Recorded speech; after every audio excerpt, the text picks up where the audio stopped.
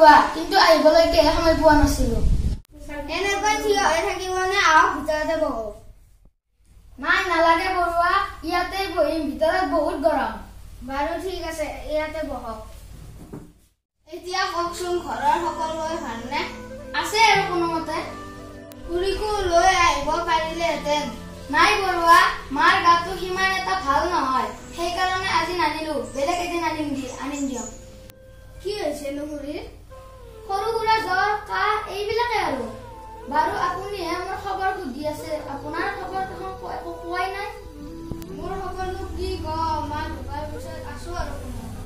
চৰি বৰুৱা আপোনাৰ মা ঢুকোৱাৰ সময়ত মই অফিচৰ কামত চেন্নাইত গৈছিলো সেইকাৰণে আহিব নোৱাৰিলো একো নাই শইকীয়া আৰে চাওকচোন কথা পাতি থাকোতে আপোনাক একো খাবলৈ দিয়া নাই হ'ব বৰুৱা একো নালাগে মই ঘৰত ভাত খায়ে আহিছো এতিয়া মই যাওঁহে ৰ'ব ইমান দিনৰ পিছত আহিছে আপোনাক মই চাহ একাপো খুৱাই নপঠামনে ৰামু ঐ ৰামু চাহ দুকাপ লৈ আছোন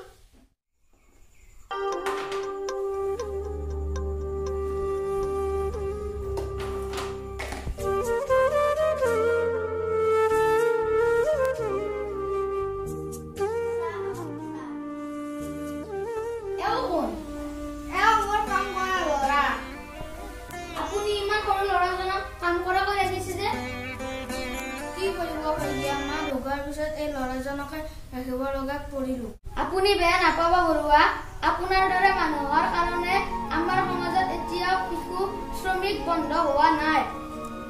যিবিলাক শিশু আমাৰ দেশৰ ভৱিষ্যত সেই সৰু সৰু শিশুবোৰকে আমি আমাৰ কামত ব্যৱহাৰ কৰি তেওঁলোকৰ ভৱিষ্যত নষ্ট কৰিছো উপায় নাই শইকীয়া বাধ্য হৈছো মই ৰামক ৰাখিবৰ বাবে উপায় আছে বৰুৱা আপুনি এজনহে মানুহ গতিকে ঘৰৰ কামখিনি আপুনি নিজেও কৰি ল'ব পাৰে এতিয়া সময় আছে বৰুৱা আপুনি এই ল'ৰাজনক কাম কৰা ল'ৰা কৰি ৰখাতকৈ স্কুলত পঠোৱাৰ ব্যৱস্থা কৰক তোমাৰ স্কুলত যাব মন আছেনে ভাইটি মোৰ স্কুলত যাব বহুত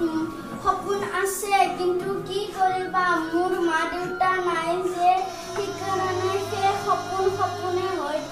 হৈ থাকিলে দেখিলে বৰুৱা আপুনি কেনেকৈ এটা শিশুৰ সপোন ধ্বংস কৰি আছে মোৰ ভুল হৈ গ'ল শইকীয়া মই কথাবোৰ ভবাই নাছিলো কিন্তু মই আপোনাক কথা দিলো মই ৰামক কালিয়ে স্কুলত এডমিশ্যন দি আহিম কি মই স্কুলত এডমিশ্যন ল'ম বাবা মই তোমাক কালি স্কুলত এডমিশ্যন দি আহিম আৰু তুমি স্কুলত যাব পাৰিবা মই স্কুল যাম শইকীয়া আপুনি মোৰ চকু খুলি দিলে মই যে ইমান ডাঙৰ এটা অপৰাধ কৰি আছিলো ভবাই নাছিলো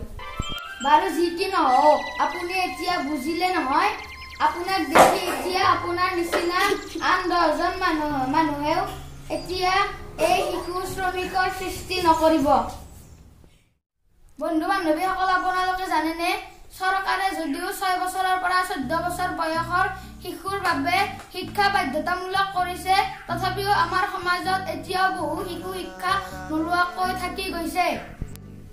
গতিকে আহক আমি সকলোৱে মিলি আমাৰ কাষত থকা সকলো শিশু যাতে শিক্ষা গ্ৰহণ কৰিব পাৰে তাৰ প্ৰতি সতৰ্ক হওঁ লগতে শিশু শ্ৰমিকবোৰ বন্ধ কৰি দিওঁ আপোনালোকৰ কাষত যদি কোনোবা শিশু শ্ৰমিক আছে নাইবা কোনোবা শিশু শিক্ষা গ্ৰহণ নকৰাকৈ আছে তেন্তে তেওঁলোকক বুজাই বঢ়াই বিদ্যালয়ত পঠোৱাৰ ব্যৱস্থা কৰো ধন্যবাদ আমাৰ ভিডিঅ'টো চাই কেনে পালে কমেন্ট কৰি নিশ্চয় জনাব আৰু আমাৰ চেনেলটোক লাইক শ্বেয়াৰ আৰু সাবস্ক্ৰাইব কৰি দিব